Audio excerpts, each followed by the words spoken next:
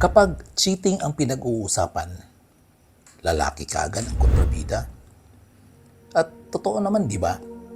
Dahil ang lalaking nangako sa kanyang asawa pero nagtaksil pa, dala niya ang pinakamabigat na pagkakasala sa kanyang pamilya.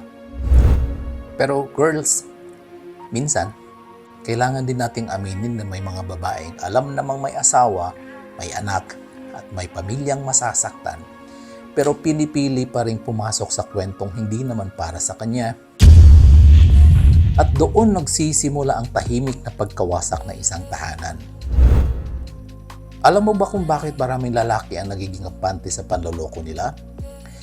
Because some women tolerate what should have been rejected from the very beginning.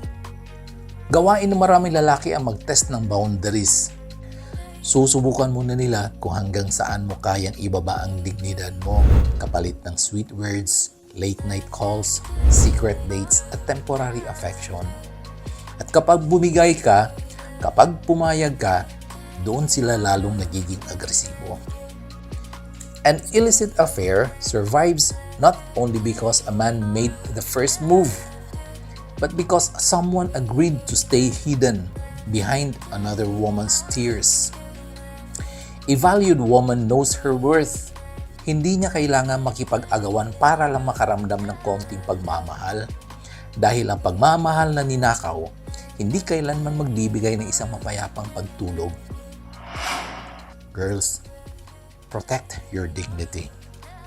Hindi achievement ang maging dahilan ng pag-iyak ng kapwa mo babae. A queen never destroys another queen just to feel chosen. Ang pag-ibig na totoo, hindi kailanman papayag na siya ay magiging buo habang may isang masayang tahanan na inagawan niya ng kaligayahan. Tandaan mo to. Ang lambingang patago ay hindi kailanman lalago. Ang relasyong palihim, sa dulo, siguradong gugulo din. At ang pusong sanay mag-agaw ng hindi sa kanya, darating ang araw na mawawalan din ng tahanang matatawag niyang sa kanya.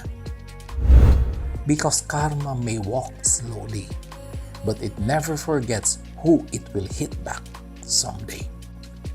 Kaya kung may takot ka pa sa Diyos o sa balik ng tadhana, umayaw ka na. Now na. Sana nga.